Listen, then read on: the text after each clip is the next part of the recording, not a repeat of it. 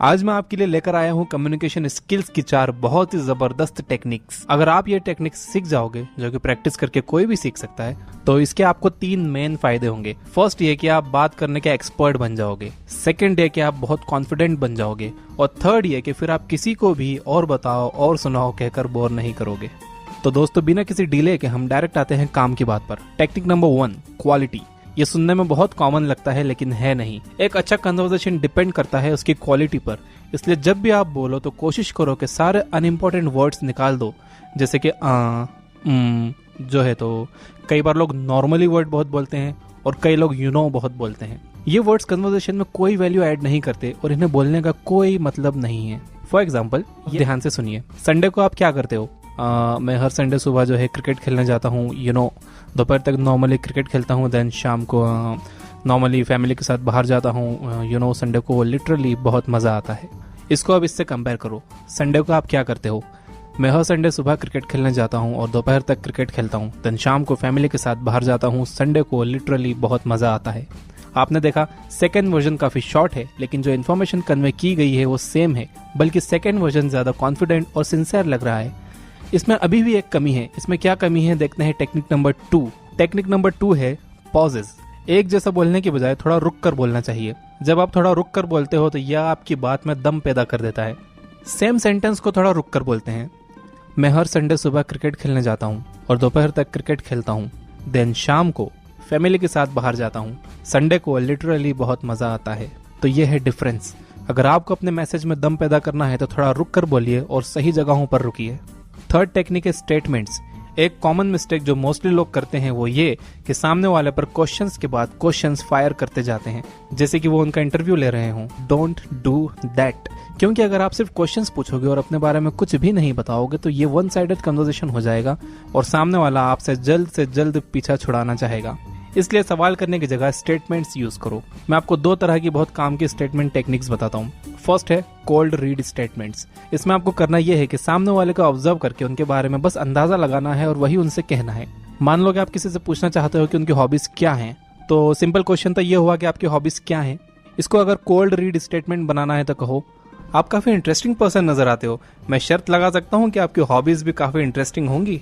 अगर आपका अंदाजा गलत है तो वो आपको करेक्ट करेंगे कि नहीं यार, मैं कहाँ इंटरेस्टिंग हूँ, मैं तो दिन भर सोता हूँ। या फिर वो आपसे पूछेंगे कि आपको क्यों लगता है कि मैं इंटरेस्टिंग हूँ। लेकिन अगर आप सही निकले तो आपके और उनके बीच एक स्ट्रॉन्ग रैपो बन जाएगा और वो भी हैरानी से पूछेंगे कि मेरी इंटरेस्टिंग हॉबीज हैं, आपको कैसे पता।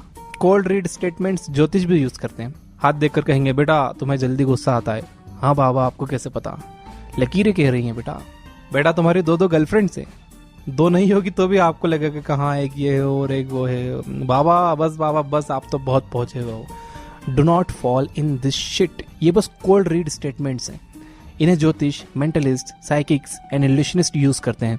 सामने वाले के बारे में अंदाजे लगाइए। अगर आप गलत हो तो वो आपको करेक्ट करेंगे। अगर आप सही हो तो एक बहुत अच्छा कनेक्शन बिल्ड हो जाएगा। सेकंड स्टेटमेंट टेक्निक है स्टोरी स्टेटमेंट्स। अगर आपको किसी से पूछना है कि उनको किस बात से डर लगता है, ये बहुत सिंपल क्वेश्चन हो गया। इसमें आपने कोई इन्फॉर्मेशन शेयर नहीं की। आप इस सवाल को एक स्टोरी फॉर्म में बना सकते हो। आप कह सकते हो, बचपन में मुझे अंधेरे से बहुत डर लगता था। मैं सोते टाइम खुद को ब्लैंकेट में पूरी तरह छुपा लेता था ताकि कोई भूत मुझे पकड़ ना पाए। यहाँ पर आपने एक स्टोरी सुनाई जिससे सामने वाला कई टॉपिक्स निकाल सकता है, लाइक अंधेरा, बचपन, भूत, और वो अपने एक्सपीरियंस बता सकता है। सो सिंपल क्वेश्चंस करने की जगह स्टेटमेंट्स यूज करो। इससे ज्यादा अच्छा कनेक्शन बनता है। अब आते हैं कम्युनिकेशन की टेक्निक नंबर 4 पे। ये टेक्निक इतनी स्ट्रांग है कि अगर आप इसे सीख जाओगे तो आपके पास बातों की कभी कमी नहीं होगी और आप कभी भी और बताओ और सुनाओ जैसे वर्ड्स यूज नहीं करोगे। इसे कहते हैं कन्वर्सेशनल थ्रेडिंग। एक नॉर्मल कन्वर्सेशन कितना फनी होता है, सुनिए। आप कहाँ से हो? मैं मुंबई से हूँ। Oh that's cool. आप कहाँ से हो? मैं औरंगाबाद से हूँ। ओह अच्छा, और सुनाओ? सब बढ़िया, आप सुनाओ। बस, और यहीं पर आपका कन्वर्सेशन मर जाता है। कन्वर्सेशनल थ्रेडिंग 2 वेज में काम करती है। फर्स्ट ये कि जब आप कुछ बोलो तो इतनी इन्फॉर्मेशन दो कि सामने वाला उसमें से टॉपिक निकाल कर आगे बात बढ़ा सके, यानी कि आपके स्टेटमेंट में एक स्टोरी होनी चाहिए, अगेन स्टोरी। और सेकंड वे ये कि सामने वाला जो बोल रहा है आप उसमें से टॉपिक्स ढूंढो। जब भी हम कुछ कहते हैं तो हमारे हर सेंटेंस में कई टॉपिक्स होते हैं जिन पर हम ध्यान ही नहीं देते। अगर इस कन्वर्सेशन में सिर्फ ये कि मैं मुंबई से हूँ की जगह अगर ये कहा जाए कि वैसे तो मैं मुंबई से हूँ लेकिन मुझे छोटे शहर में रहना पसंद है क्योंकि मुझे ज्यादा भीड़ भाड़ पसंद नहीं है, इस सेंटेंस में से कई बातें शुरू की जा सकती हैं, लाइक मुंबई, छोटा शहर, भीड़ भाड़।